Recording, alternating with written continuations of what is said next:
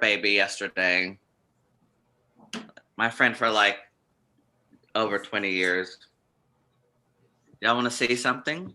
Of course you do. I got a quilt made because I'm the godparent. Aww. So let's see. All right, we're live, lovelies. I can't. Thank you, Live. It's so cute. Isn't it? Oh, that's so nice. Wow. Yeah. Ooh, when did she have that baby? One of my Coven mates just had hers 2 days ago during our show. 5 a.m. yesterday. All these little baby Tauruses. No. Orion, I haven't heard back from Bentley, but they said that they were in it. But I think we can. I'll text them. Bentley. Yeah. I get to see Bentley. Oh. Theoretically, but They were out with us last night, so they're probably still asleep. I don't know. That seems about right. Mary's, yeah. Give me a call. Yeah, go ahead and text. I went home like a good one. A good Christian boy. Yeah. I was pretty proud of it. After I dropped everyone off at the respected bar hops, I actually came home. So are y'all going back out to bars again? Is this the thing that we can all do now? I'm vaccinated. You There are also some work bars- at a bar. There are Also, some yes, bars I that take limited seating, still have to maintain 6 feet apart, have to have your mask on unless you're sitting at the bar. It's not like dance party bars. It's stand 6 feet away with your mask on and having a drink kind of bars. It's much more chill or outdoor seating. One would hope. How's it going in your world, Sean? You mean in the context of COVID times? Yeah. Well, me and Shauna are basically, we just kind of been on self-imposed lockdown for the last year, and like cases here have gone super up and down, and we just stay at home with our cat, basically. So yeah, we've been just, speaking of cat. Oh. Gonna say hi? This is Truffle. Look at who's this. This is Truffle Cat. She's the worst. Truffle Cat. Oh. But I just got my second vaccine. Shauna got her first. And but we're still, organizationally, we're still doing everything online through, like Shauna's, the November Trans Film Festival will be online still. I think people won't be, I don't know. How's everyone doing there? It's either you think everything's open or you're still like, nope. Yeah, right. Anything. It's either way. There's not really much in between. I know certainly with Corey's show this weekend, I've had all of the emotions with being in space with people, which is all outside. But yeah, we've had lots of just grateful responses, and then also requests like, I don't feel comfortable coming out. How do we still be engaged online? So it's back and forth. It's like either this side or this side. How do you want to be? Yeah, totally. Oh. Congratulations, Corian. Also, I know we're getting ahead of ourselves, but just have to say it. It's awesome. Yeah, we can take a moment and go around and introduce ourselves. Everybody is here, but I'll just kind of like the general prompts of Heidi. I use she, her pronouns. Bentley's coming. Okay, so I'll wait. Yeah, we should do that. Okay. Sorry. No, good. That's okay. It's Sunday. Usually we'd be like still like music, getting food, so we can keep on keeping on. Sean, I did send you a little bit. Were you able to see some? Yeah, I was able to see the whole thing, and then Okay, great. like in the text-based sections, Korean, because I had the wave file, I could listen to that and hear your poetry, and so that worked perfectly. I would just like run the wave file on my sound for those parts. So it was awesome. It was really cool to get to see it outside where it happens and it's meant to be. So beautiful. Yeah. I felt very grateful. My body is, you know, a Less grateful. little bit, but that's okay. It's all worth it. You all totally were flawless on a uneven dirt stage. Thanks. Way to go on that. We Oh my gosh. definitely had to lean Amazing. into the earth. If I'm Well, correct, you sure did. you saw the Wednesday night dress rehearsal, I believe, is Okay, cool. the video that you saw. Yeah, that's the video I Debbie saw last night's Which live. was so great. Thank you so much for taking that live video. It was awesome. And Liliana, I think you're coming tonight, yeah?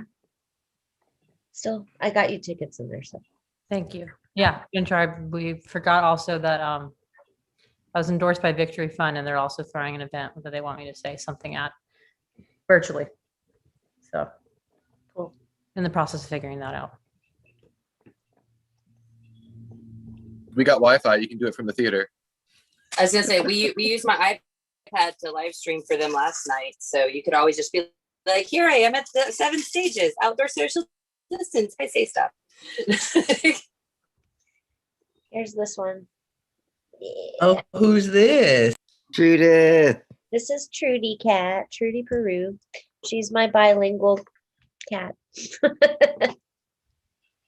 That's right. I think I heard about this cat, but I've never seen her or met her. Oh. She's a murderer. Aren't they all? In their nature. Yeah. Is there a password? Bailey's asking if there's. No. You just did the link.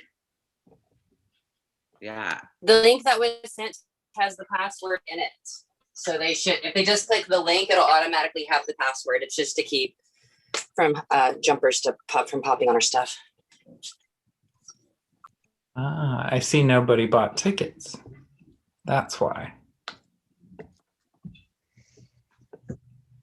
Well, they're free tickets, but I got my ticket. I know everyone who's here got tickets, I think. I don't know. Sundays, y'all. That's we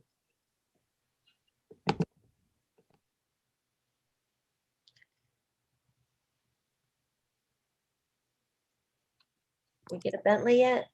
No, maybe. It says it's making me use a password. That's what Bailey's saying. Huh. Let me try one more time. Did you just forward that email? Yes. And they just hit the link. If you click on the little green thing in the upper left-hand corner, you can copy the link Oh, to they're your in. clipboard and then send it. Bentley. Oh, not yet. Almost. I admitted them. I did too. We may have confused Zoom. Okay. Yeah. I see Alex is here too. Yeah. Okay, cool. Yeah, Alex is driving, but we'll get on when he gets home. Hello, everybody. Hello. Oh my God. That Hi. voice. How are you? Is this how you doing, Bentley? She's good.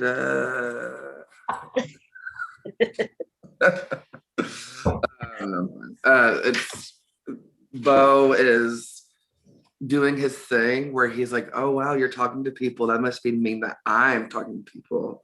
So, he is the child of a Leo, very much so. And he's really excited to see all of you, apparently.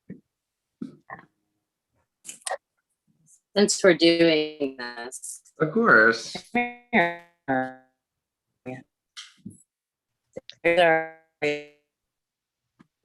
We've lost you, Katya. Yeah. You've turned into a robot deer. We'll just take a moment and go around and introduce and welcome everybody to being community and space here and celebrating queer charm and the intersectionality between politics and humanity and life, and falling up and picking each other back up again. And celebrating our joy despite some of the dark times. I do want to take a moment and reflect on the space that Seven Stages occupies, the stolen land of the Creek and Muskogee people, and know that it is our role as artists to go back to the beginning of the colonialism and the white supremacy structures that keeps our divisions. And so our role is to break that down. And by acknowledging that, we can continue to own our own place in that, and how we can fight to shake it up and burn it down and create new connections through our humanities. And in that role, we hold vital conversations at the forefront so that we can connect across those differences. And that's exactly what we're doing here today, and with Corian's Charmed One show, and all of the art that we seek to produce in the future. So thank you all so much for being in community. I just want to give everyone space to introduce yourself.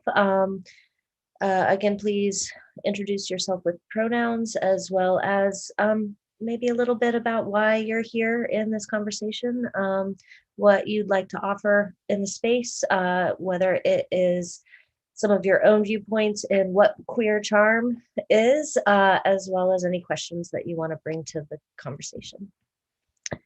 And I will pass it to Debbie. Howdy, everyone. I'm Debbie. I use they, them pronouns, and I am Seven Stages digital media coordinator and an artist who loves them very much and misses Atlanta people. I'm out in Vancouver now, and it's nice, but it's very far from you. So thank you all for being here with me in this room. And I will pass it to Corian. Hello, everyone. I am Corian. I use all pronouns. And I am happy to be here and have a little chat. And feeling grateful for this whole experience that I was quite nervous about, but we're kind of on the other side of it, even though we still have one more performance. But grateful for all the resources that we've had to pull off this show, and interested to see what the community has to say this good afternoon. And I will pass it to Cody. All right, I'm Cody. I use they, them pronouns. I'm the set designer and the witch consultant on Charmed Ones. Katya.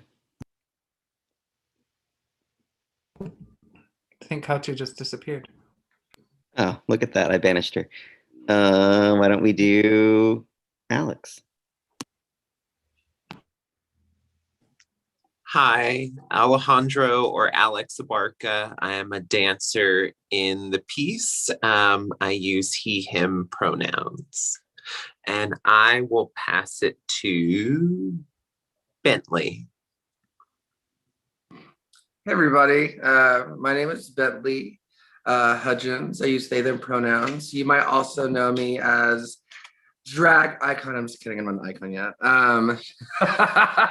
No, but my drag persona is she. I started my own show called Persuasions, which is an all Asian cast show, the only one in the South, unfortunately. And now a proud puppy parent. But I also am an organizer with the New Georgia Project, a New Georgia Project Action Fund. And I do the communications for the State Federation of Labor Unions in Georgia, known as the AFL-CIO. And so everything to do with labor and democracy and healthcare is fair game, and stuff that I'm really passionate about. And I'm just honored to be in this space with so many wonderful people. I'll pass it to someone I don't know. Sean, what's up? Hello. Good morning here in San Francisco. I'm Sean and I use he, him pronouns. And I'm so happy to be here. And I was so happy to get to see the dress rehearsal, beautiful dress rehearsal, because Heidi and Katya sent me all the fancy technology so I could watch it. So congratulations. So excited to hear more about the process and collaborations, and yeah, really excited to just hear and learn, and thanks for welcoming me. And now I will pass it to Destiny. I can't see you, but I see your profile. Yay! You're on mute, babe. Oh, wait, you're muted. I'm painting my toenails. Hi. Hi, everyone. I am Destiny Renee. I'm the education director here at Seven Stages. I'm also a performer, actress, poet, all those good artsy things. I'm here to celebrate Queer Charm. I've been helping out with the show this week, and it's been absolutely beautiful. It's been feeling my soul. So I'm just here to be in this space with everyone and share that joy with everybody. I'm gonna pass it to Liliana. Hey, I'm Liliana. They, them, or she, her. What? Heidi, I'm supposed to say why I'm here? Yeah. Yeah. Okay. Background, I guess I'm running for Atlanta City Council. Do a lot of local organizing. One of the things that Bentley left off their resume is that they're also going to be door knocking for me, which they forgot to state. But why I'm here. Already have them. Let's be very clear. Sure. And as far, I mean, anything Corian does, I will always support. So, and anything Alex is involved in, I will always support. Anything Heidi asked me to attend, I will support. So, but yeah, really happy to be here. And yeah, excited to be a part of the conversation. And I will pass it to Elizabeth. Hi, everyone. I'm Elizabeth Inkova. I'm one of the new Associate Artistic Directors of Seven Stages. And I'm very happy to welcome everybody into this space. My very important function on Corian's show recently has been wetting the dirt and then collaborating with Destiny Stomps on it to make sure that no dancer slips or falls.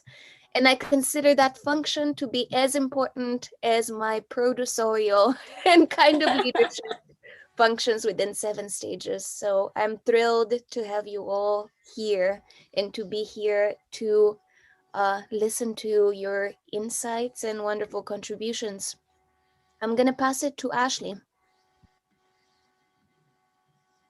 Hello, everyone. How are y'all doing? I'm Ashley James. I am one of the new Associate Artistic Directors. I also have been wetting the dirt since Beth could not be there last night. I'm excited to hear the conversation, honestly.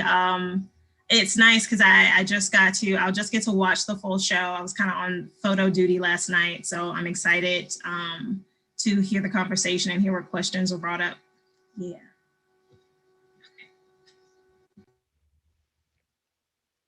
I'll pass it for you, Paul.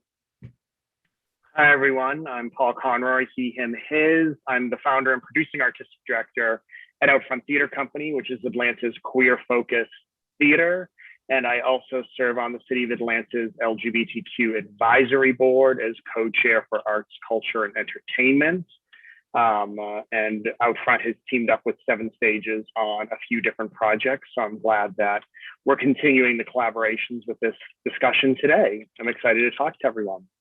And I'll pass it to Mac. Good afternoon, everybody. My name is Mac Hendrick, he, him. I'm the managing director at 7 Stages. I'm just so thrilled that we can produce this beautiful work as the first time welcoming in-person bodies back to our space. Just, yeah, thrilled to be here and hear what this conversation is about. I think everybody went, but Katya, if you are back now. Hi, I'm Katya. I'm the production manager, and I'm here to live stream it. Okay, live you, bye.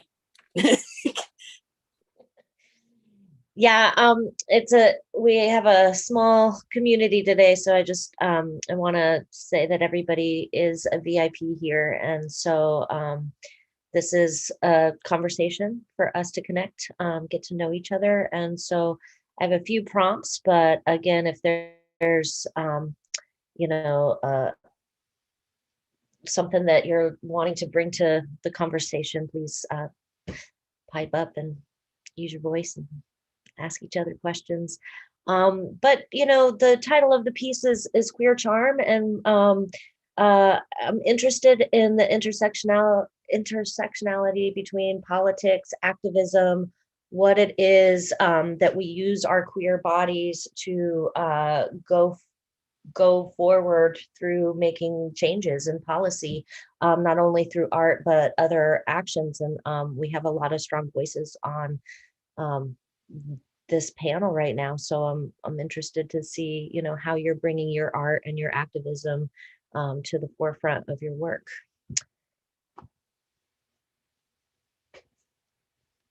Sean.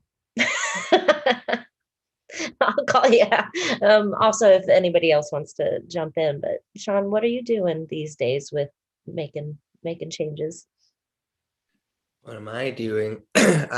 Well, I'll bookmark that I totally have so many questions for Corinne and the collaborators, because I want to hear about the show and the process and the magic conjuring. So I will just briefly share, what am I doing right now? Well, this year is actually the 20th anniversary of the trans arts nonprofit that me and some awesome activist artists founded 20 years ago, Fresh Meat Productions. So right now we're gearing up for our 20th anniversary, Fresh Meat Festival in June, Trans and Queer Performance. I'm very blessed to get to work with 7 Stages on my company's new work, which is called The Lost Art of Dreaming, which was conceived before the pandemic and has become very, there's been a real depth and charge to it since that time for so many reasons. But Lost Art of Dreaming is investigating and imagining expansive futures for our communities. So there's that at this time.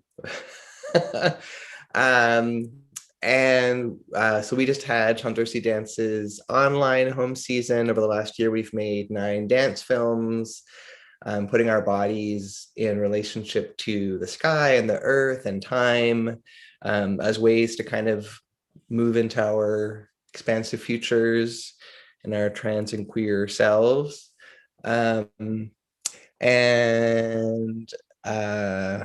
Fresh Meat Productions has been doing other things like our Stay Fresh at Home series, which we commissioned artists and activists to self-film everything from seated movement to teaching beginner jazz dance and American Sign Language to beginner bachata dance, intro wheelchair dance technique, guided meditation, all kinds of good stuff. So we've been doing that. So that's some of the stuff that I'm up to answer your query. Yeah, it's a core value about sharing methods across all of the separations and distances. So it's just good to, hear examples of what art is pushing our boundaries.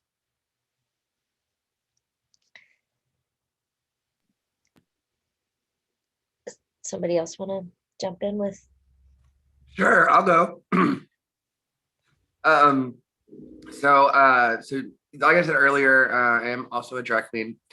One of the really cool things I was able to do recently is I teamed up with Drag Out the Vote in the New Georgia Project, and we got a text bank. For those who aren't familiar, this is political jargon for you press enter for an hour, and then sometimes people say yes. And so, but we texted about 60,000 people. 60,000 Black people in Atlanta to help them get their vaccines, and about 340 people ended up signing up. And so we've been running that campaign all month long. Sorry, my dog sees my chicken as like that is my chicken. But yeah, so that was one of my recent highlights. That was really cool. And then earlier this month, or earlier last month, unfortunately, when we had those 6 of our Asian sisters stolen from us by a violent white supremacist, me and a group of Asian organizers got together and organized the Stop Asian Hate rally in downtown Atlanta. We filled out Liberty Park or Liberty Plaza and marched up to the State Farm Arena. And we had a few thousand people there and had, a couple hundred car caravan of Chinese folks who were just as pissed off as we were. And so I think, right now using our queer bodies as a form of activism, I think some of us just don't have a choice, right? Like our bodies are inherently political, and our bodies are inherently carry some sort of resistance or opposition to the powers that be, just by existing and having the courage to be yourself and to be loudly queer and loudly, for me, it's being loudly Asian American and queer and non-binary and all these things. And so, if it's going to happen to me, hello, hi. If it's, this is how my life is already. So why not, take the opportunity to create some change for the positive? I'll shut up now. And Bentley, isn't there a volunteer opportunity coming up that people on here could know about on May 4th? Probably. Sounds like you know a lot about it. Text banking opportunity that you texted all of us about. You should share it here. Oh, yeah, we have more text banking opportunities coming up. We're going to be partnering with the New Leaders Council later on in May. And we have a whole bunch of volunteer opportunities. But I'll definitely send y'all the information if y'all are interested. Yes, please share. We can share on our platforms.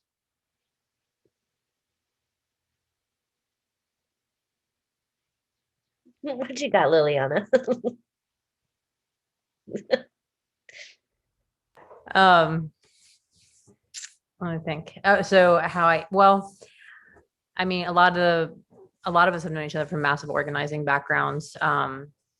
Been doing this a very long time. I first met Corian as the fairy godmother of East Atlanta when he started a drag show, because there was no way to access drag at the city of Atlanta unless you were a Midtown queen that was blessed by, one of those mothers, and it was very guarded. There was a lot of gatekeeping into queer identity that was done in Atlanta.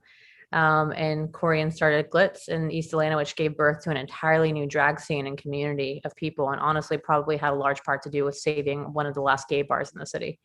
And so there's been a DIY queer community that I've been a part of well, you know, for a long time, and even before I was willing to admit I was gay as the day is long, but it was, it's always, it's been, Wait, you're gay? I know it's, yeah, I think I'm finally settling into it. Um, such a, I love you. And so it's a community that's been home for a very long time that has also inspired me to do things like, you know, go out and run for office, which was very difficult because it was, again, putting an identity, like utilizing the term queer and owning my brown identity and my brown heritage. I had a lot of white cis people come to me and say that, like, wasn't it offensive to call myself brown? Or like, what does queer actually mean? And it was also a lot of anger from a lot of people, and like older folks in the LGBTQ community. So it forced a lot of conversations that I was like honestly kind of shocked that we were having. So, you know, now as I'm shifting into this campaign and into this run, I'm also shifting into more of a non-binary personality in which, like, I'm trying to understand more of my queer identity and you know, looking into how I fit into a non-binary identity and what that means for me, and kind of exploring it through this political lens and making it more of a mainstream conversation. And it's interesting because that is now being seen as like a, what is it that one gentleman told me, that it was a nice soundbite, but it had nothing to do with my politics, that it was just identity politics, and it had nothing to do with how a city should be run. And to me, that narrative, well, one, I have a great platform, thank you. But two, a person's identity makes up their subjective experiences, and a subjective experience shapes the type of policy that you bring to a table. And so intersectionality and what the experiences have been when you've been somebody who is a minority, who has gone through a lot of hardship, like I've been homeless and a number of other things, you're able to bring a more holistic policy to the table. So for me, a lot of this and like queer identity and exploring that and organizing in these spaces is about how do we make intersectionality and queer identity more than just like, you know, some fetishized terminology? How do we talk about how it impacts our day-to-day living, and how it impacts and how it should impact our policy making, and how we shape a city, not just for, frankly, cis white wealthy people, but for everybody. Because when you do that, when you are intersectional, when you do bring those different narratives to the table, and for a lot of us people in these queer spaces, like, we've been through a lot of trauma, so much trauma. So it's the ability to humanize that and shape policy from the ground up and be more inclusive with how we create narratives in our city. So yeah, that's my 2 cents. Is this when I popcorn to somebody else? Because if it is, I'm totally picking Alex.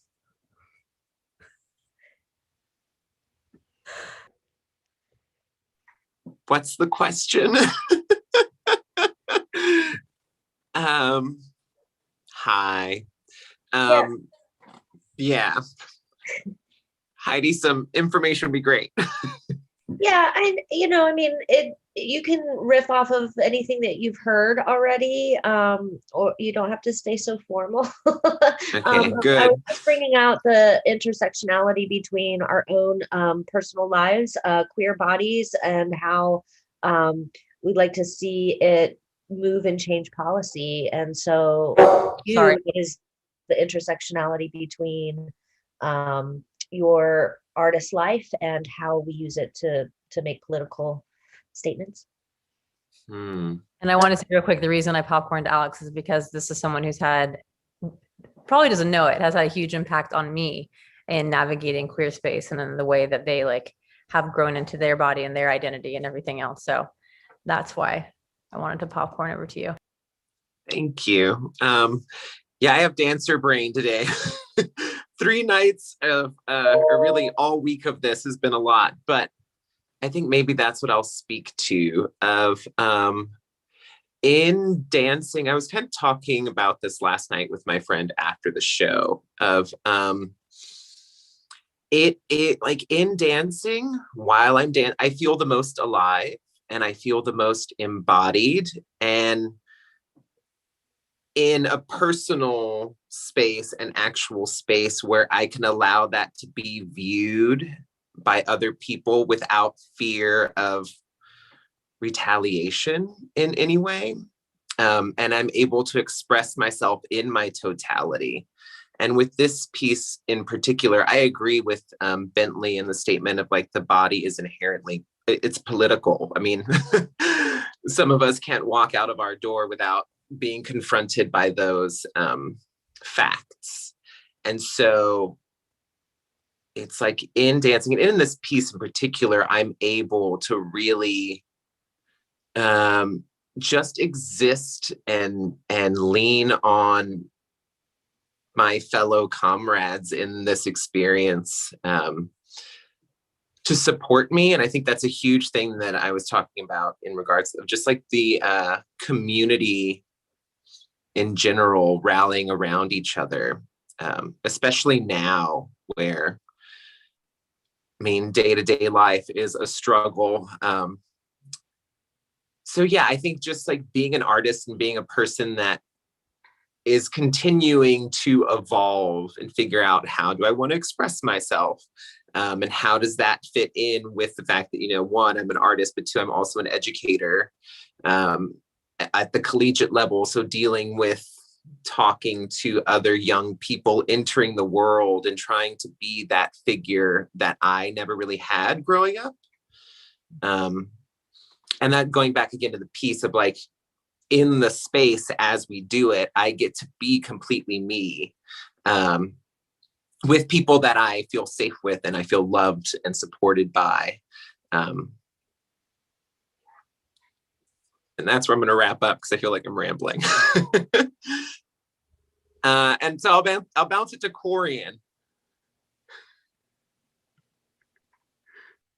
Thanks, Alex. I really appreciate that.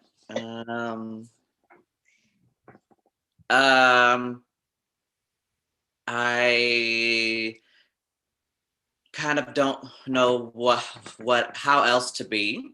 Like Alice was saying, it is a political, and Bentley, it is a political act for me to just be in the world. It's taken some time for me to reckon with a couple of things. One, because I am on stage, I hold this power. And what does it mean to have the power of performance? And with that, it's really important that I'm very clear about the message that I'm sending or portraying. And to try to use that just to connect people, to sort of get at what makes us inherently human, what makes us, you know, what bothers us, what the connections we can draw from each other and from experiences. What I like about dance is that it's very interpretive. And so anyone can get a myriad of things from watching, which I like, sort of not saying, here's the question and here's the answer, but sort of taking the audience on a journey of just discovery of what the content of the piece is, but also self-discovery and self-reflection. Like I said, I have, like, this is just what I do. And it is like ingrained in my DNA. And like I do a lot of things. Like I am a drag queen in the community, and I've started these shows and a teacher. I am the drag mother and a mother. Yes. And you know, I teach a wide array of students from like 8 to 70 plus, which is crazy, but also amazing. And the fact that I get to reach such a large scope of people is not lost upon me. As much as I feel like as much as I'm teaching them, they are teaching me as well. And it's important to always be, as a teacher, to always be a student. And specifically talking about this piece, I was very much at a loss of what I didn't know what I wanted to do or what I wanted to say. And usually I'll come up with like a small concept, and the concept for this was magic. And it's sort of going through, there are only things about the piece that only people in the rehearsal would understand, and which is fine. Like based on like certain principles of magic and stuff like that. But really, what it really comes down to is finding that human connection, finding the community, and shining a light on the magic that is our queer community, which is a lot of times we dim in order to fit in, and sometimes just to even fly underneath the radar, and just putting a light on it for an hour or 4 performances, over this weekend, has been really lovely to perform and be a part of, and gives me hope. So last night, a lot of my kids came with their parents, and they were all just like gushing, which is really sweet, because they don't ever get to see that side of me, because I'm very like, but I don't know. I'm just hanging out and chilling and doing stuff. So yeah. Okay, I'm done now. I have a question, because I actually got to talk to a few of your students and their parents, and I was telling them, feel free to be engaged during certain parts, like it's inviting you, and they were like, "Oh, are you sure? We don't want to embarrass Corian." And I was like, "No, that's what they want. They want you to be with them in this moment." And so I guess my question would be, because you do teach such a variety of students and people, like with that intersectionality and with politics, where do you draw the line in pushing them to speak all of their voice and to add politics and add activism, but at certain ages, like where do you find that? So my main thing is just through dance, trying to make my students be the best humans they can possibly be. So I teach something that's very disciplined. And so like, you gotta show up. You have to be present. You have to be open and available, and you have to get the knowledge and do with it what you will. But that's the main thing. Being present, being open, and yeah. But also I do have hope for especially the young ones. They're coming up in an age where they know everything and nothing, but they know a lot of things. They know a lot of other, they have access to each other that we didn't have, or that I didn't have growing up. So they have a lot of empathy, which is very sweet and endearing. And it does definitely gives me hope for the future. And they, it's been nice.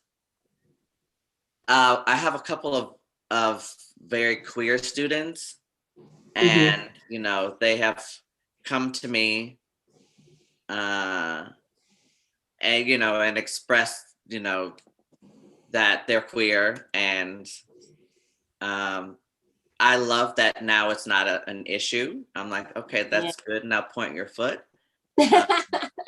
It's yeah, which has been fun. Like they're just like living their best life, and I'm like, honey, live it, and just be a good human being, because that's what we really need in the world. Yeah, thank you.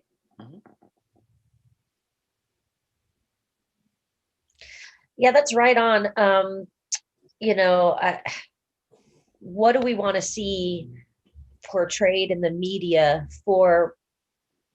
to encourage our youth to grow up? I mean, I just actually watched the interview with Elliot and Oprah the other night, and talking about our trans youth and these policies that are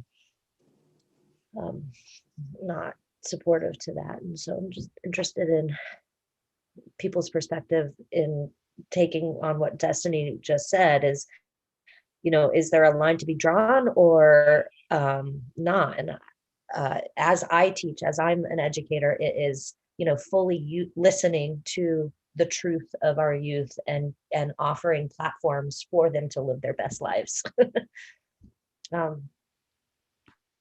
So interested in experiences.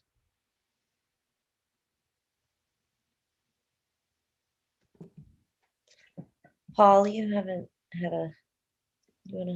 No, I've been listening, and it's so wonderful to hear what everyone's saying, because the thing that comes to my mind is, as a white cisgender male, the biggest thing that I try to do with queer art is people that identify like I do, have them understand their privilege, and that it can't just be stories about people who look like us and identify as us anymore. And I know Heidi certainly knows that I will get in our own patrons' faces and say, well, you weren't here for the last show and it was all about, female identified people, but you were here when we had a big splashy musical with boys running around in short shorts. And it's, the thing that comes to mind is that I hate the rainbow crosswalks here in Atlanta. I just hate them because, one, they were way too expensive. Two, they are not inclusive. Three, they are centered around alcohol, which too much of our community is centered around, and it's all where the rich white gays live. And so, I've come to understand, not fully, the privilege that I inherently have over the past few years. And I really want everyone who identifies like I do to understand that privilege as well, and support the voices and give space to the voices that don't have that privilege. I think that's the best way that we can be allies. The only way I know how to do that is through the arts. I do think that just doing that is politically motivated. I know that when I go anywhere, I don't face the issues that a lot of people on this call and so many people across the country face. And so if I can make the difference of just one other human through art who has it harder than I have had, I think that that's what makes the difference. And I teach as well. I teach on the collegiate level now, and bringing these students up, and I've brought them into our space to work on productions and work on things. And it is so encouraging to see that there is a spectrum now, because in growing up, it was just so compartmentalized. And I sometimes wonder, with my own identity, if I had been growing up now, if I would have had a different identity than from when I grew up.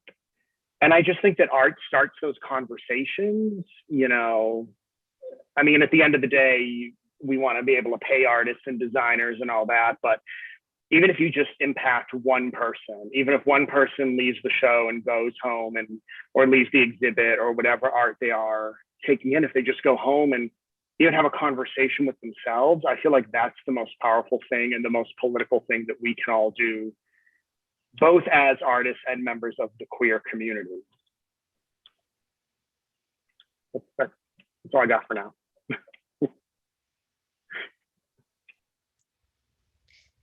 Yeah. So how do we get out louder? I remember Liliana buying the bus and painting it and driving it around and being a part of the community. There's examples like that. And so how do we want to see this represented in in our own communities as well as across the globe? For me, it's really important. Like I said, I have a platform, and it's giving other people sort of one, not gatekeeping, and like keep passing the torch along. And that's why I did start the drag competition that we have every year, and it's why I have spent my own money to organize like a Black dance festival here and a queer dance festival, just because I know that it's needed. Even if I have to pay for it myself, I don't mind, because everyone deserves their voice to be heard. And it is so vulnerable to think, it's so vulnerable to step on to stage and just to be witnessed. And the stage, that can be the literal or not stage. But when you give people that opportunity and they take it, it's such a beautiful and transformative moment for the audience, but for themselves as well. And that's, I think, my role is to just keep giving people the opportunity to perform and to be heard. Yeah, if she had never done that, y'all would have never known me. So it's all her fault.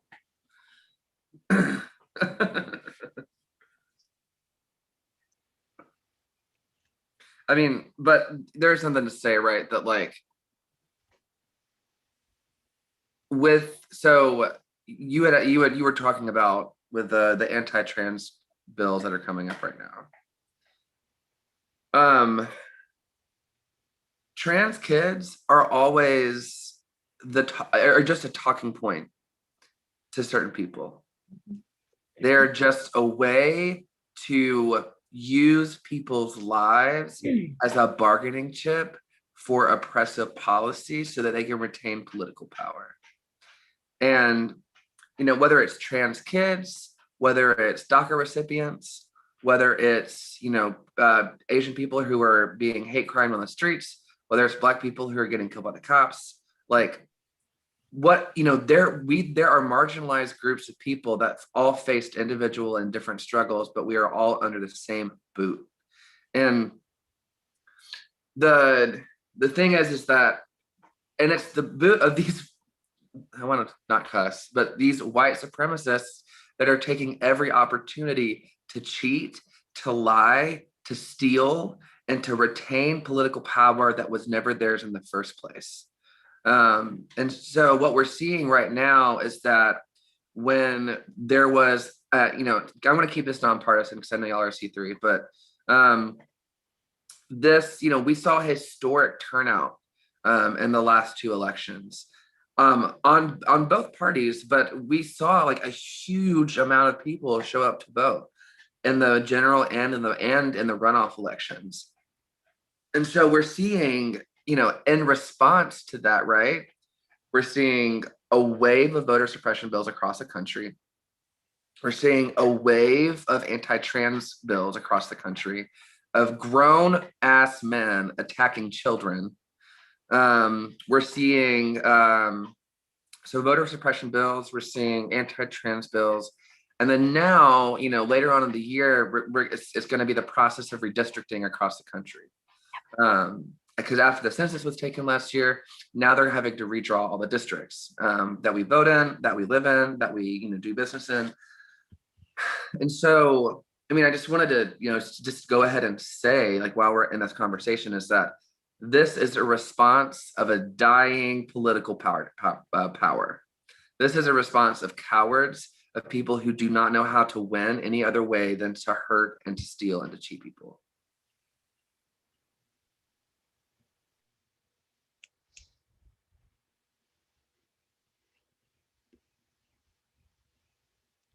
I think we're all yes.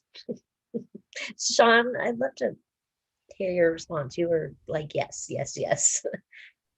Oh, I yes, so eloquently stated, Bentley. I actually have just been saving some questions which I would love to ask of you, Corian, and your collaborators. But Corian, I'd love if you could share, like, I'm just thinking about our individual and collective responses to everything that Bentley just named and how we conjure community and magic. And I just would love to hear about like the birth of your vision for this piece, as well as the kind of process through creation. So yeah, I just would love to hear all about it from you and your collaborators. Oh, yeah. Birth of the piece. So,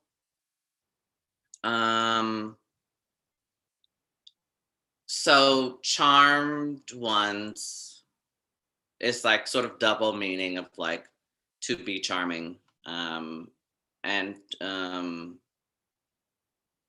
with so that part of sort of just like the beginning overall arching thing, charm is something that we all inherently have, and it's something that people try to steal away from us, and especially being the outliers, sort of corporate and mainstream America steal what we have made and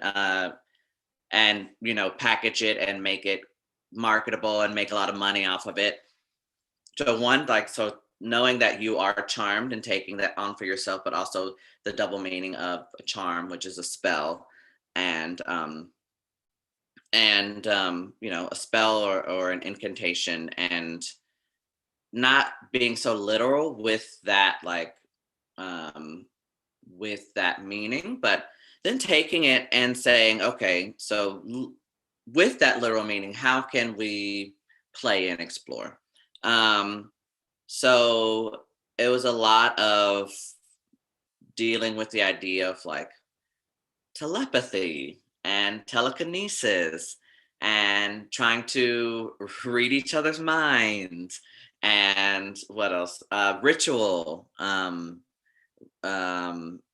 And then sort of like taking those little ideas and workshopping them in the studio and coming up with the material that you see for the piece. And with that also lots of talking about like, what does it mean? What is it magic? What is magic? So the first day we came into the studio, I asked everyone, tell us about a magical moment that's happened in your life. And that can be, magic is, a very sort of lofty thing that means something different to a lot of different people. But, basically what it distilled down to through the process is intention. And the intention of the piece is to spark joy. But within the joy, there's also a lot of heartache. There's a lot of, there's fun, there's laughter, there's heartache, there's heartbreak, there's falling and breaking and lifting each other up. I talked about this, I think, with Heidi, and just in general. So it's not like I guess a regular theater piece where, you have this sort of going and like the end is like this. But choreographically for me, I like I like for it to always be like this. Just personally, I find it more engaging for what I am trying to portray. And yeah, that's Alex. Do you have any maybe insight from being in the studio? Yes, a lot. I know I can talk about this. Yeah, I just jumping off some of the points that Corian brought up. I think it's also like unearthing the everyday magic that we take for granted. I think one story I told, I mean, it's not magic of like the supernatural thing happened, but it's like relying on kind of what Corian was also talking about, of like being a good human being. Like the story I tell is like me being nice to someone early in the morning, and then I made a mistake and like needed their help in like a split moment, and everything just worked out, which that doesn't always happen in life. And so when it does, it's like, oh, that sticks out. And it's like, I didn't really do anything other than just remember that my mama taught me to be nice to people, especially strangers that you don't know, because I would want someone to be nice to me. And then I think there's another story that, or really a question that Corian posed at one moment when we were talking of like, if you had the power to do something or fix something, what would you fix? And I just remembered the day I was going through, and the thing that popped up in my brain was like generational trauma. Done. Like if I could just do that. Not that things would be fixed, but like it would just help in some way. Like there would still be work that would need to be done. And so it's also like identifying kind of like, what is it within my own self that I have the power to fix? Like, obviously I can't, I mean, maybe I could, hopefully I could, but it's also, I think, digging deep into the person and the human being of, in order to get to the joy, you do have to deal and slay all these demons and dragons to then be like, I can breathe for a second and then go back into it. Actually, last night in talking to someone, in how it's like the piece is almost like a jigsaw puzzle that keeps shifting and changing. And part of me is like, are there like parallel realities or universes that is like happening over and over and over again? Like these stories that we replay and we retell ourselves, and that we keep encountering in our lives, like these cycles, to hopefully at one point, again, actually see the dust settle and like see the people that you're with and be like, okay, I'm still here. We're still here. We're still together. We're still alive. But I would just say overall, it's taxing, much like life. And yeah, I think there's like a certain amount of perseverance that I experience going through it that I think is also important, that is shared to everyone, because I think it's a very common experience to feel beaten down, especially now, to feel beaten down. And what is it to get up every day and dust yourself off and open the door and re-enter into the same game all over again? So those are my thoughts.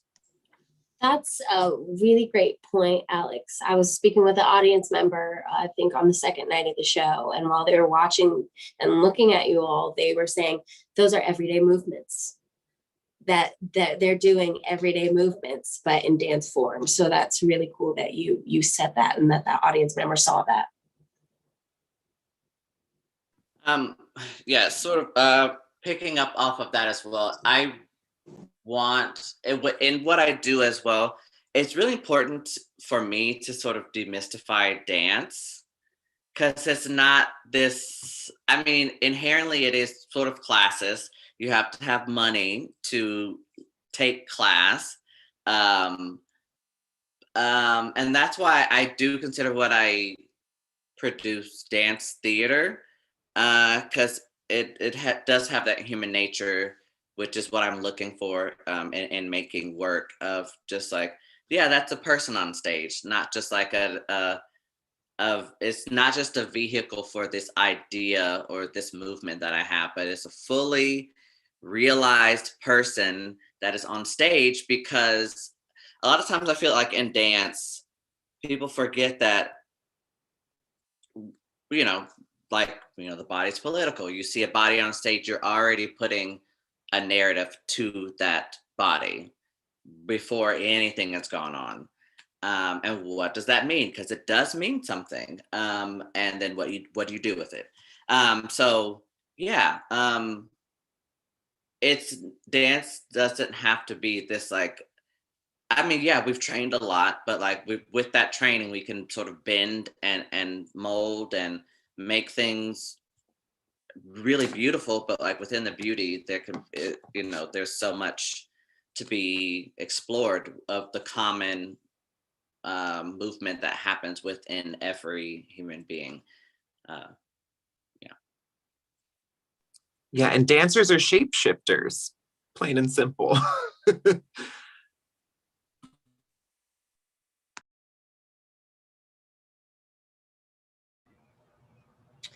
Cody, I'd love to hear also your response as part of the visual design aspect and the magic that you brought. Oh, sure. So going into it, I mean, I was thinking about how, well, first of all, I watched Suspiria every day for like the past 2 weeks. And then I was thinking about like performance and how performance is kind of the same energy as a spell, and spells are performed. Um, and then a lot of my, because I've been like a practicing magician for like the past 15 years, and a lot of my practice has to do with thread. So I was playing with thread and thinking about causality and cycles, and like a lot of the web that I wove into that weird tree outside, like started off as a pattern and then broke because I was trying to like make the pattern more queer somehow by fucking it up. And that was fun to play with. I started off like braiding the yarn for all of the boundary areas as like a standard like 3-string like plait. But then I would like mess it up and make it into like a weird like gnarled little like shitty like ball of yarn, and then turn it back into a braid again. So I was just like constantly just trying to like break things and like make them not end up as expected, but still be appealing somehow, you know.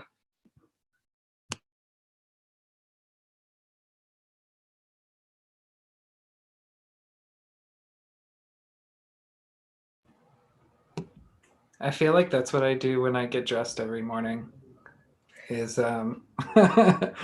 kind of screw it all up, but still make it slightly appealing. I think you and I connect on that, Cody, from our past dress ups. Oh, I miss theme night. Which I miss. I really miss. Yeah, it's interesting. Everybody's mentioned this a little bit, but I wanted to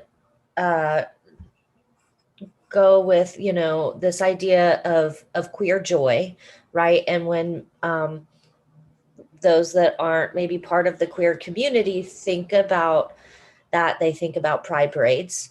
And I have had the privilege of being a part of a wide variety of pride parades, from Amsterdam with fireworks and all of the glitter and all of those things, and thinking about even what Paul was saying about the privilege of, you know, the elite thinking pride is rainbows, right? And what that is. And I also think back to a moment that I was in Serbia, and there was a group of queer people getting together and protesting, and the police who were there to surround them opened up a space, and they were beaten, and my friends there were bloody, and that was a pride gathering, right? And we think back to our elders and what that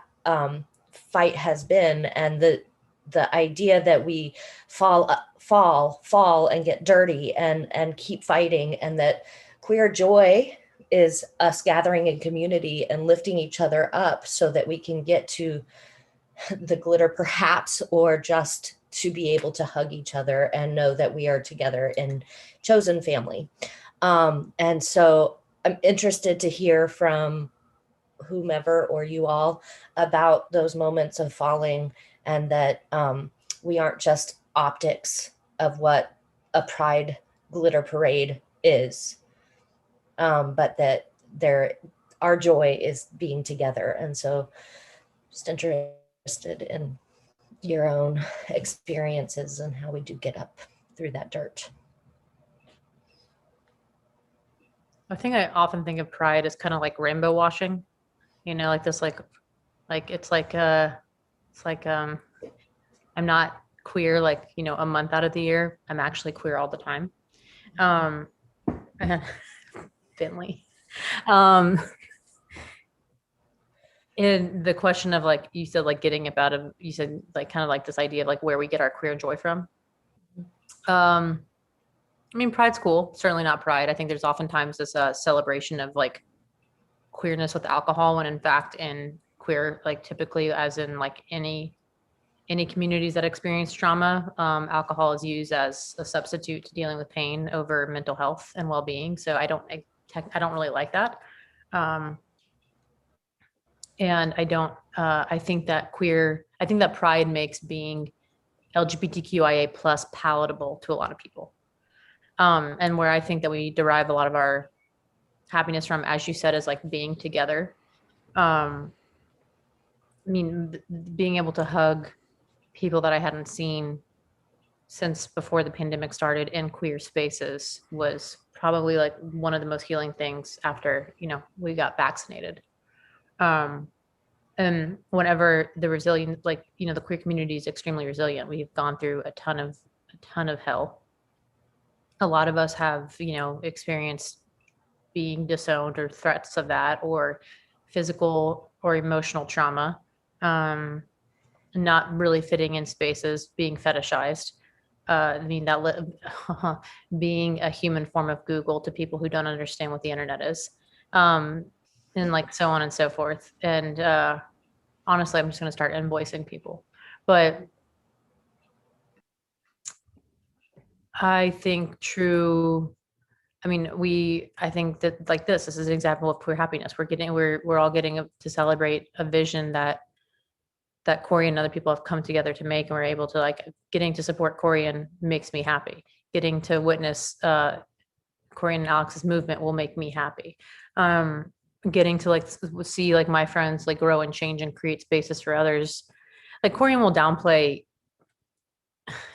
I wish I could go into just the detail of what having a drag show started at Mary's did for the gay community, because it created and fostered a whole new scene of gender fluid queer babies and things that were not considered drag, but were instead considered ugly. I mean, Corian was first called a dumpster queen, the other queens that they worked with were called dumpster queens, because the joke was they had to get their outfits out of a dumpster. And,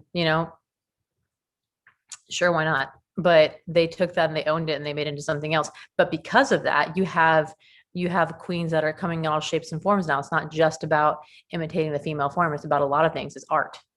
It's performance art. It's about self-expression. It's about expression of pain. It's about making that identity and that experience accessible in any shape or form, in any platform that exists. And I think that's what that is. I think that's where I know that this is me rambling at this point, but that's queer joy to me. That's queer happiness to me. So. Well, and that just made me think of one person's trash is another person's treasure. So really, you're just treasures in the making. Orion, you're my treasure.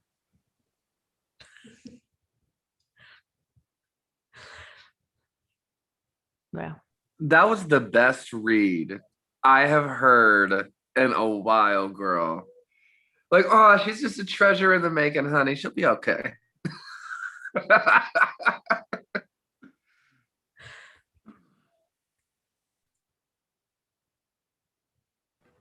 I like the idea of the consulting firm. Mm-hmm. Yeah. Well, I'll get an LLC. They're $150. Rafi got to do something anyways. So I'll start a consulting firm. We can all be employees, and we'll start sending invoices to people who ask us questions they could Google about queer trauma or racism. I mean, funds all go to the political policy changes that we're trying to make. Yeah. Oh my gosh, my dog is being very whiny. I put him in his crate so he wouldn't be all over me for an hour. So earlier this week, I'll speak to a very specific instance of having to turn so for me, earlier this week, I changed doctors and it took them 2 months to get my medical record switched over. And then it took them 2 months or another 2 weeks to write my prescription. Oh, hush. It took them another 2 weeks to write my prescription. And I haven't been on my ADHD medication in a while. And so they had tried to send it to 2 pharmacies who wouldn't take it. And then I had to drive to 3 other places. and or two other places, and they were like, "Oh, we're out," but like I could tell they were lying. And so I called ahead to the Target in Edgewood, and I was like, "Hey, like, y'all have this?" Like, "Yeah, we have it in stock." So I got there, and then they tried to tell me that my prescription wasn't valid, and they asked me to leave. So I'm just like, and I broke down in my car because I was just like, I'm just trying to get my medication, and these people are treating me like some, somebody who's dealing with addiction in a way that was incredibly rude. And like I saw them look at my earrings and be like, size me up and be like, "Oh, this kid just wants a bump." And like, and that's just like getting medication so that I can live my life and do my job and not forget to pay all my bills and ruin my life because I forget to do everything. And so, I mean, and finding joy in knowing that no matter where you go, no matter how good you do, no matter how well you dot your I's and cross your T's, no matter how hard you try, people are still going to beat you down. And I think that, like, finding joy in life and holding it dear and doing that is a form of resistance. Like, because the the environment that we're in, I think earlier when Liliana had said like pride is kind of like rainbow washing. I think the problem, so it's not the problem with pride, it's the problem with people associating queer joy with a parade, is that it doesn't give give space to its true meaning. Like, queer joy is more than just a pride parade, right? Like, we all know that, but I think it could just be like making food with your friends or wearing the earrings that someone called you a faggot for wearing and being like, "I still look great."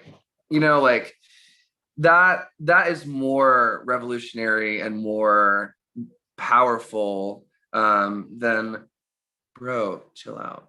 You're going to be okay." I mean, to me, that's more revolutionary than a particular straight white men who are in office in Georgia. So claim, they can do whatever they want. But, I think just finding joy and loving ourselves, because our bodies are political and we are in a world that does challenge us at every corner, is an act of revolution.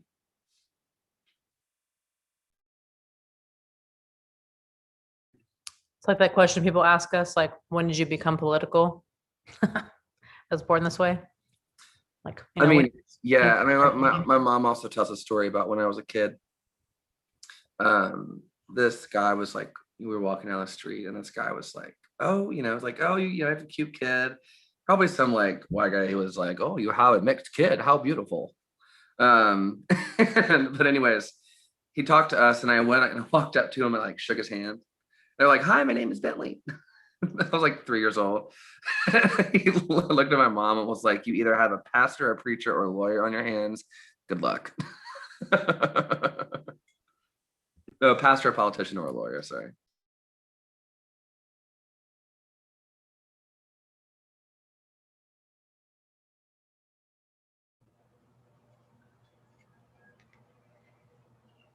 It's so weird being in Zoom. I'm like, do I call on other people?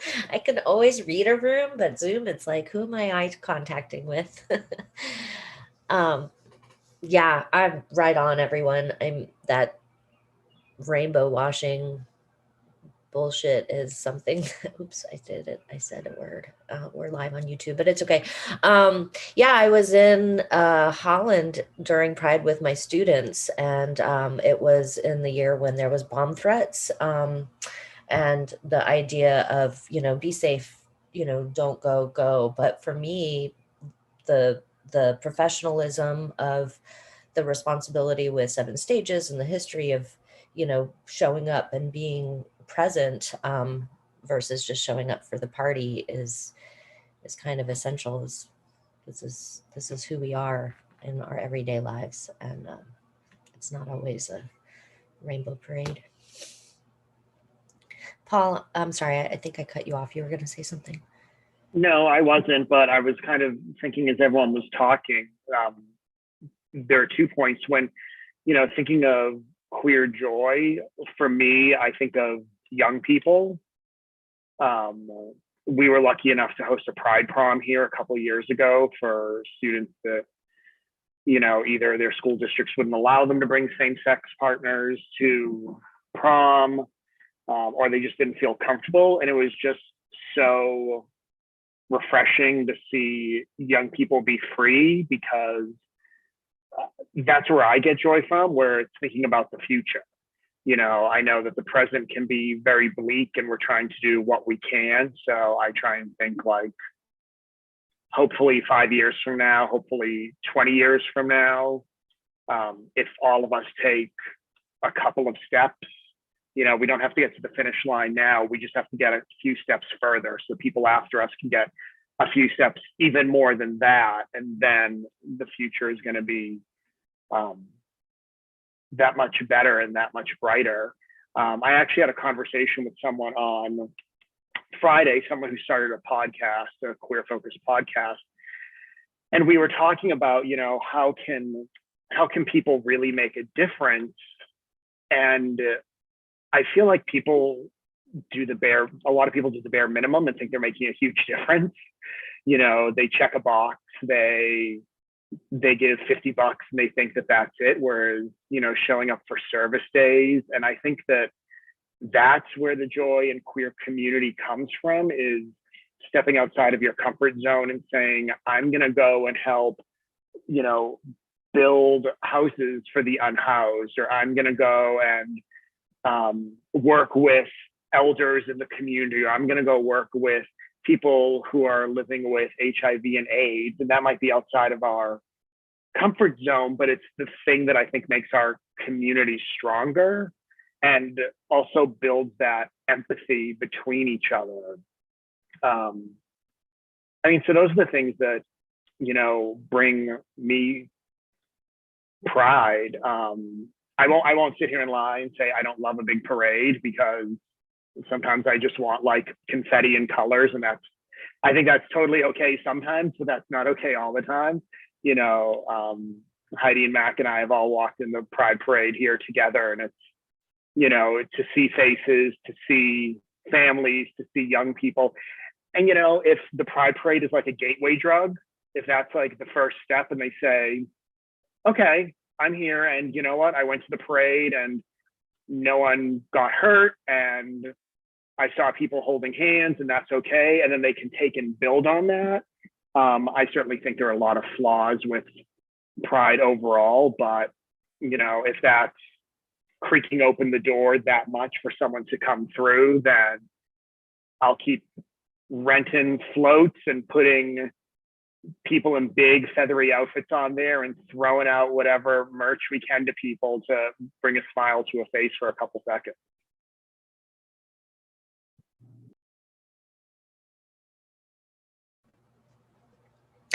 I'm right there with you also, as we have celebrated. I already have our float reserved just in case Pride is in person this year. So it's a big purple, gold, white monstrosity of a thing. So it is in person. I've already registered mine because I have, candidate. So it's already happening. Register. If you need a good float company, I have an amazing one. They're inexpensive, they're easy, and let me tell you, their floats are as garish as you want them to be. Fantastic. I love a good garish float. Yeah, I think it's showing up on both sides, every day through all of what we're saying, to the different countries, as I mentioned, show up. And I'd highly recommend the Pride Parade in Amsterdam. It's on boats. It's great. But then, also showing up for those moments each day to lift each other up as we're inundated with the hate. Yeah.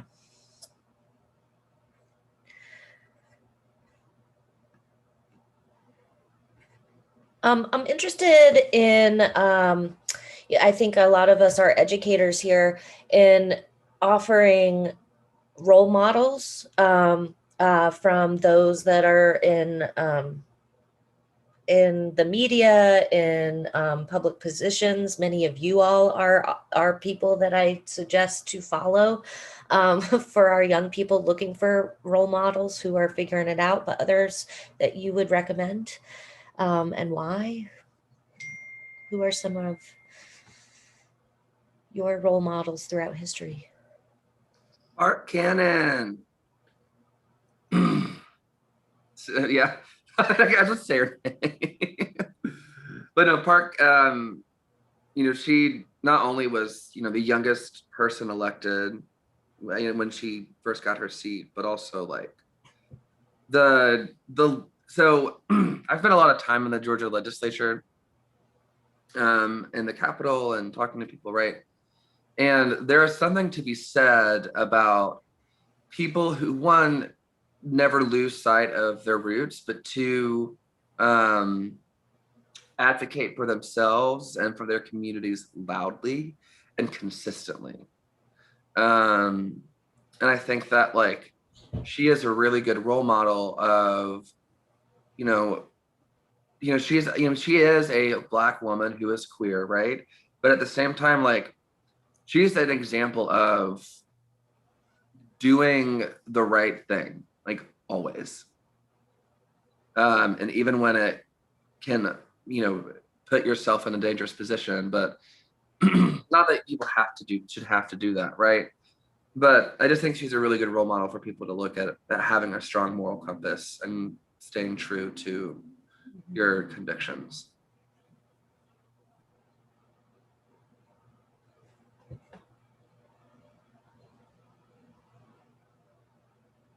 Your turn, Ella.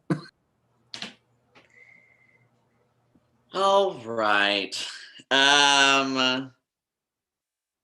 People that I look up to. For me, I guess it would be people like James Baldwin, Bayard Rustin, people that look like me, they have strong Black people are people who I look up to. So there's that, but also like my mother is like a big source of inspiration for everything that I do. And I guess my first inspiration just for where Ella came from and is kind of corny, but it's Claire Huxtable. It was like the first, I fucking hate Bill Cosby for ruining this for me, but growing up, like I didn't know that like Black people could be doctors and lawyers and stuff like that. And Claire Huxtable was this beautiful woman who was a lawyer, who spoke multiple languages, who could sing, who would was gorgeous and beautiful, but would also, if you got out of line, she would, snap you right back in. And for me, it was those having the representation in media that made me even dream to think that I could, be in this profession and making a living out of it. With that being said, Janet Jackson as well. That's the first dance I ever learned was "Miss You Much" when I was 5 years old. Just watching it on repeat, like whenever it come on MTV. But having those idols that you look up to as a kid make a really big impression. And I do know that I have a lot of people watching and looking up to me, and that's and I take that into consideration a lot. So I try to be the best I can be, but knowing that I'm also human, that I fuck up a lot, and that's okay. It's okay. Yeah. Anyway. I feel like for me, it's less individual people and it's more events in our collective history that I feel are being forgotten. And so, because I feel that everyone can find a hero to look up to, whether it's, you know, someone that they may not know about at Stonewall or at the Upstairs Lounge in New Orleans, you know, or even going back to, I think of how many people that, however you feel about Drag Race one way or the other, but so many people think the references on Drag Race are from Drag Race. And it's like, no, these are from, you know, powerful women that started to change the studio system in Hollywood. And, you know, these great Black actresses and singers that were making movies and singing in the 60s and 70s. And it's not just, you know, the latest thing they came up with for reality TV. And, you know, beyond that, I read more and more about the drag queen Divine, because I feel that if Divine didn't exist, then RuPaul may not have existed. And so, you know, everything doesn't, there's so much in the past. And I feel like it's the responsibility for all of us, but especially younger people who have the ability to use the internet now, which we didn't, to learn about this history and find role models who made these differences so that they can live their lives the way that they can as freely as possible, even when they're in the face of opposition, so that they can see that there were strong people before them, and then they can try to emulate the strength that they saw.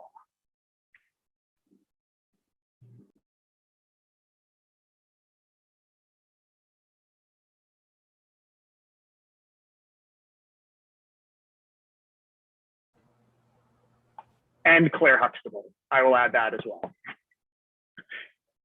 Actually, if you can see behind me, I'm going to say these four women: Dorothy, Blanche, Rose, and Sophia, because four older women being sex positive in the 80s, and you go back and you watch, they were very queer positive. They were talking about AIDS. You know, sometimes you dig up those old sitcom episodes and it's like, wow, people were trying to have those conversations and they kind of flew under the radar. So tune into TV land once in a while.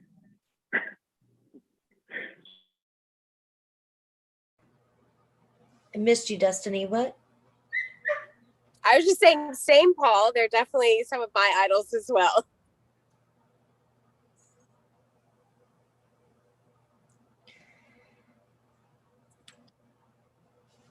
I'll give a shout out to Scott Turner Schofield, even though, you know, he's my age and not necessarily an elder, but certainly has been, you know, a force in not only our community locally, but nationally. And he's the one that introduced me to Sean. So, yay. We do have Scott's book, complimentary at the theater for anyone, Two Truths and a Lie. If anybody wants to pick up a book. Also Stephanie Burke, who is a poet and this year's National Endowment for the Arts Big Read. And we have these complimentary books as well. And she's a trans poet that uses imagination to go back into her childhood to really find courage in finding her truth and identity. So I just look at these artists really shifting the narrative around how we do. So other leading forces in your life? I have to say that Scott has become quite a role model for me in the last couple of years. So thank you, Scott, wherever you are.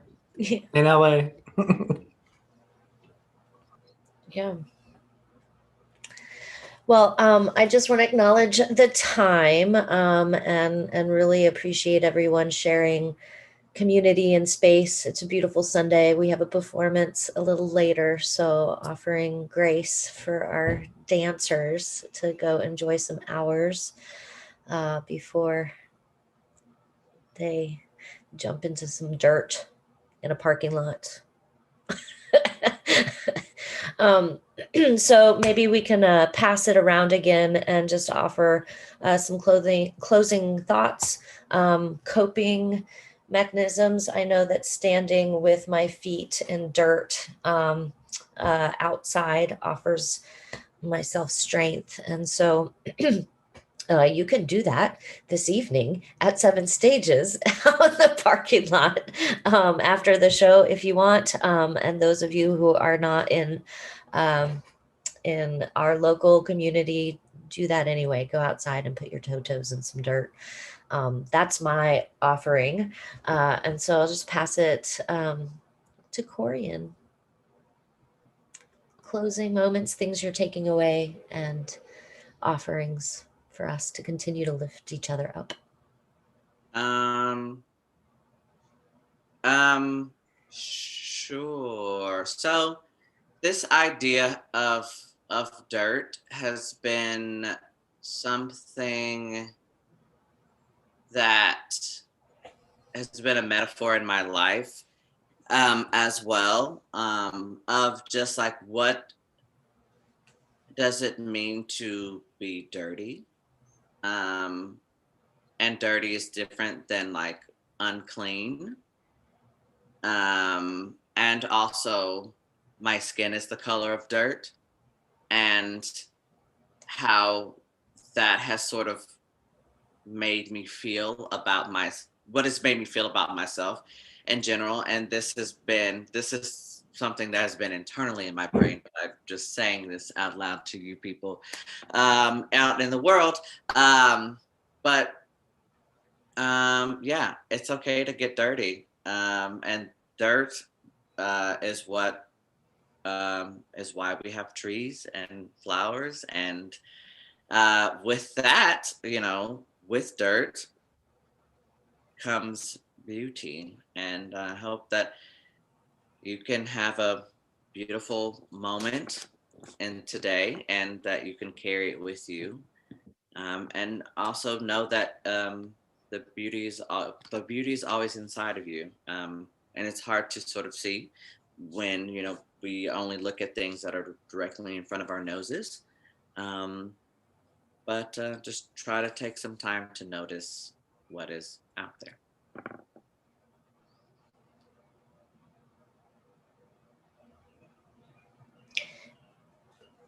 Pass it on, or somebody pop in. Alex. It's me again.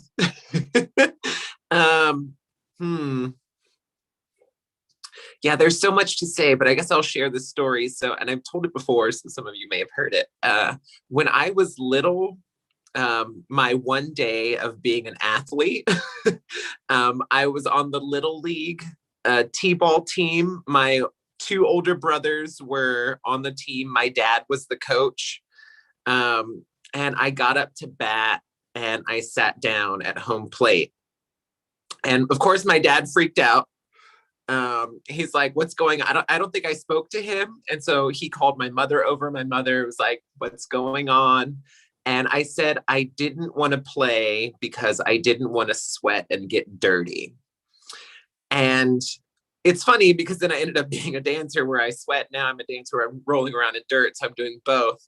And I used to be really ashamed of that story because I felt like it highlighted my differentness, especially as a kid.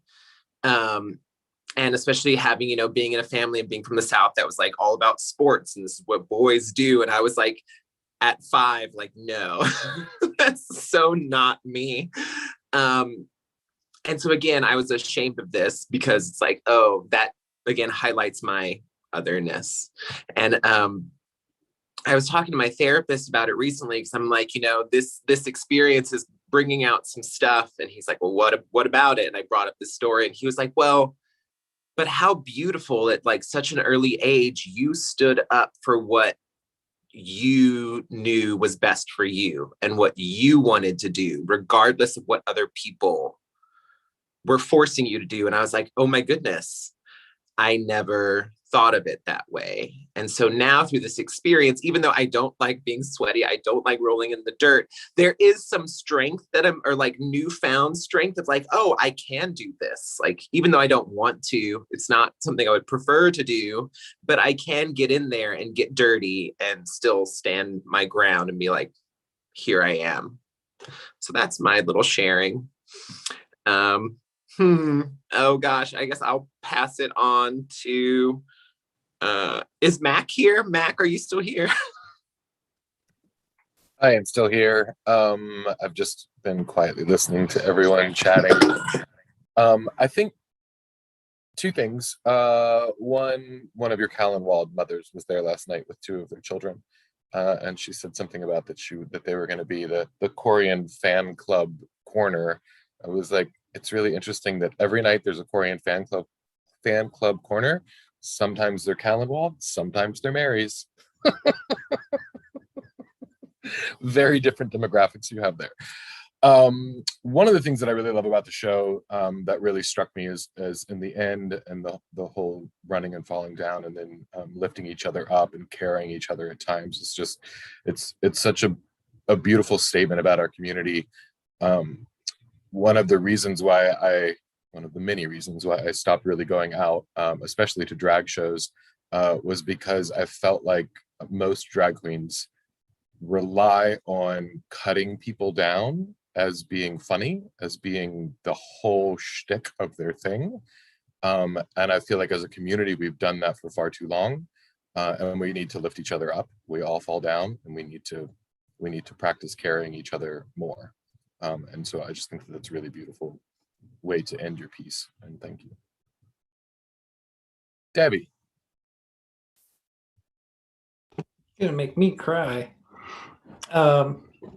I totally agree with that, and that's why I stopped going to drag shows. And then once I saw a shift in the community, especially more underground drag shows, there were some great ones at Mary's. I started to go back and see, little changes in that, and I loved that. And that, and your performance that I got to watch virtually yesterday, and a lot of what we've talked about here are things that make me want to be more open and receptive and supportive to this community, and overcome my unwillingness to be public with my own identity, but also my affection for the community. And so I thank you for that, for inspiring and continuing a tradition of inspiring other people to be more open, to be, not to be silly, but to be proud, and to be able to express that connectivity. Thank you. I'm going to pass it to Cody. Oh gosh. This experience has been really rewarding for me because I've been passed over for a couple different occult consultancy gigs before. And so being given space to do that has been really fun and nice. And I love the show. It's very beautiful. And it's just nice to have space to create with other weirdos.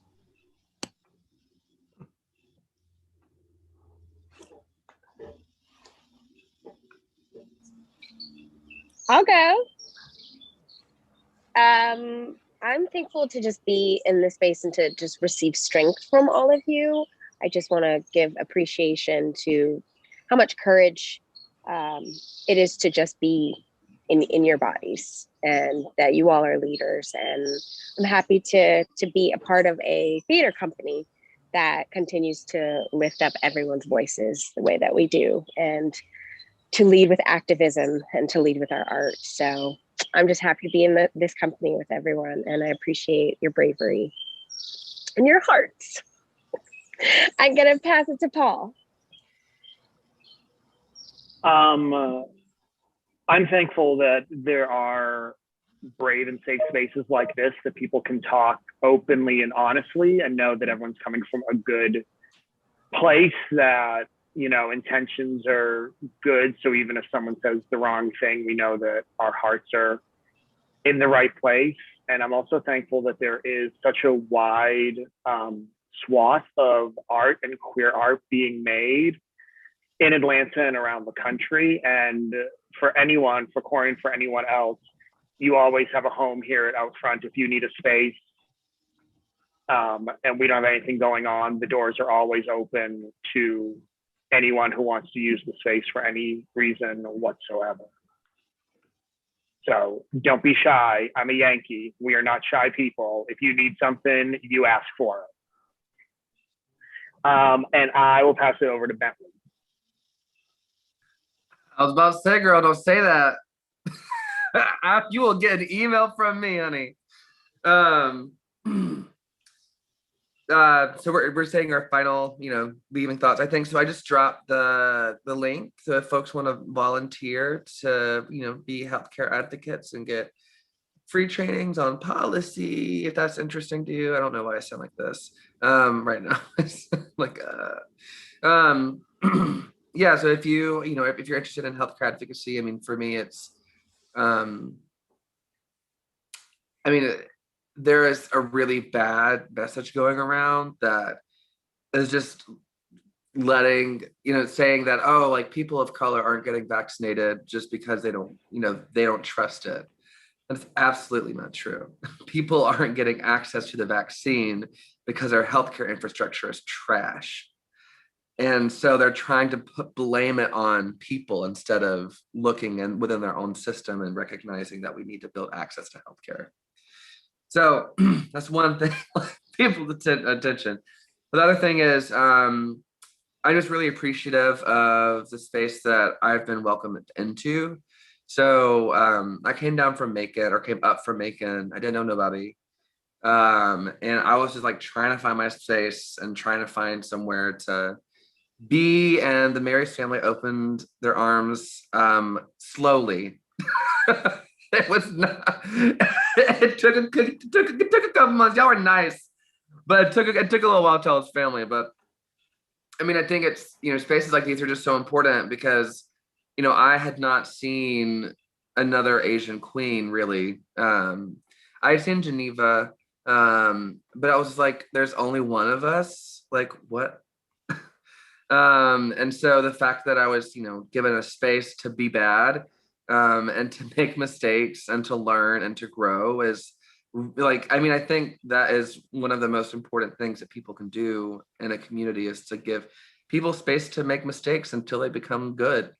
And so thank you for that. And also I wanted to acknowledge Mac. And so during the last election cycle, he opened the space at the 7 Stages and helped us do a drag queen voter registration canvas and little 5 points.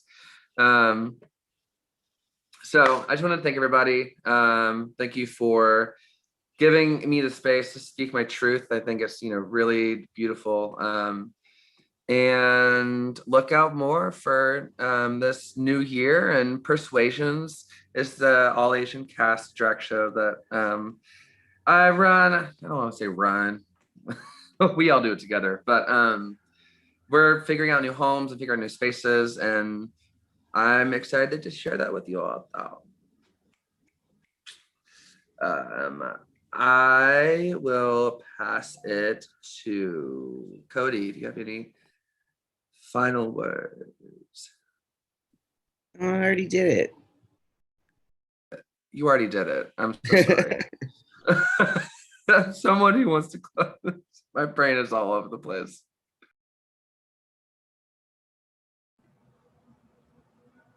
Sean? Sure. So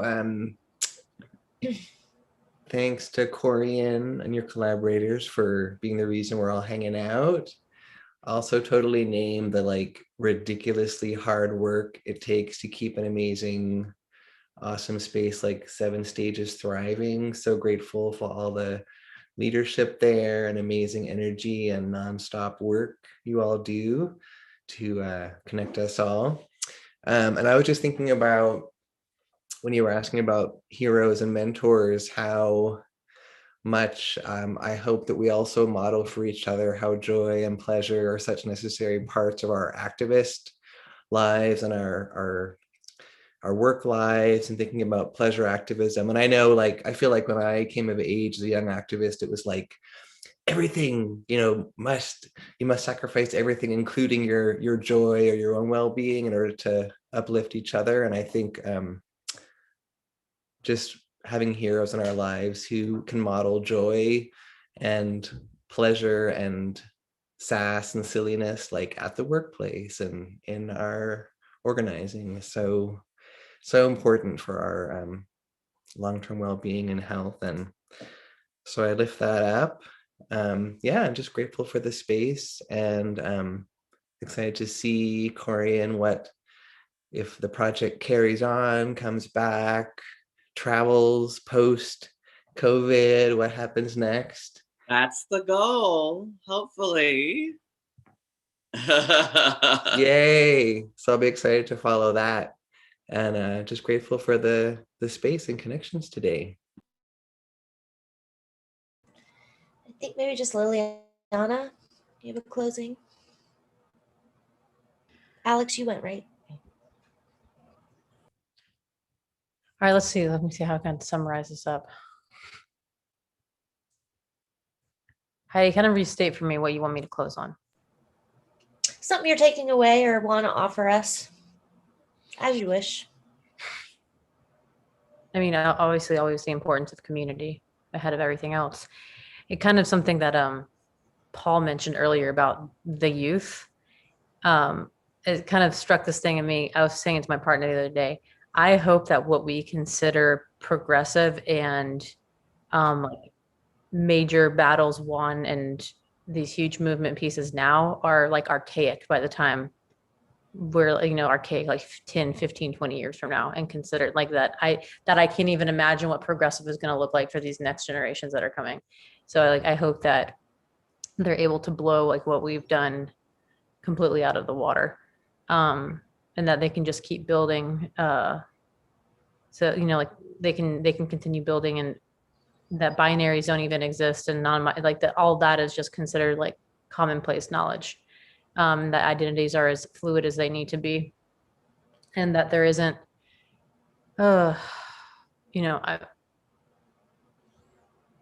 community is a lot more rewarding than politics, and community organizing is a lot more rewarding than politics is right now. Bentley has done such courageous work, and and with the work that they have done, have had received threats and everything else. And a lot of times this is very exhausting, and it feels non-rewarding, and it feels like, if you look at it, like if you look at the broader picture, it just feels like you're climbing a never-ending mountain. But in actuality, there's one time that I was sitting with Corey, and I was just like right when I was getting into politics, and I think I had just like finished my first race and was taking on another project, and I yawned, and he looked at me and goes, "Don't do that." I said, "Well, I don't know if you remember this." And I go, "Why?" He goes, "You don't have time to be tired.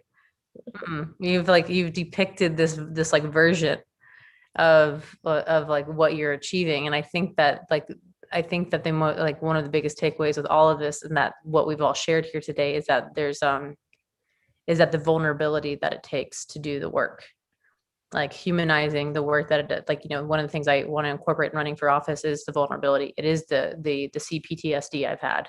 It is like the trauma. It is the homelessness. It is the assault. It is the homophobia, the Islamophobia, all of those things, because that's part of it. But there's a much bigger part. There needs to be vulnerability in all the work that we do. It humanizes it. So I think those are my big pieces. And I think that I think that a lot of the work that Seven Stages and that Corian has done is like always like, it's just very accessible and very human, if that makes sense. So it's one of the things I enjoy the most. And apparently we need to sing happy birthday to Alex.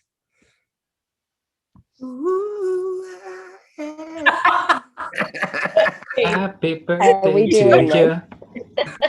Happy birthday to you. Happy birthday. Alex. Happy birthday, To Alex. you for real. I'm and good many for real. more. Let's do it for real. All right. We're really One. bad at singing. We're not singing. We're not singing. Okay. But happy birthday, Alex. Happy birthday.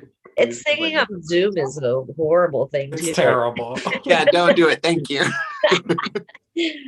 Thank you, Liliana. That's exactly, I say, live with our hearts wide open so that we can receive and have exchange.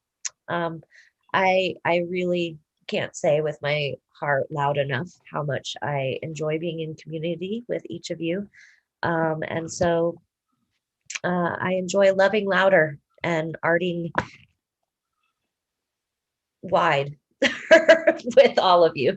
So everybody, please take care. It's a beautiful Sunday. Stick your toes in some dirt. And if you're able, come get some after the show because we have 200 bags. This is to the world of Atlanta. If you have a truck or a pot that you want to bring and come get dirt after the show. I'm coming to get a bunch of dirt.